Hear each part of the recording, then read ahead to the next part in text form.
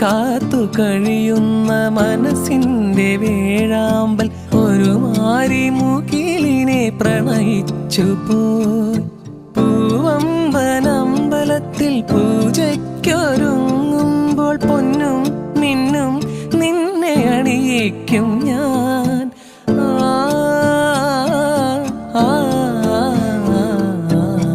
വാനിടം മംഗളമാലപിക്കേ ഓമനെ നിന്നെ ഞാൻ സ്വന്തമാക്കും.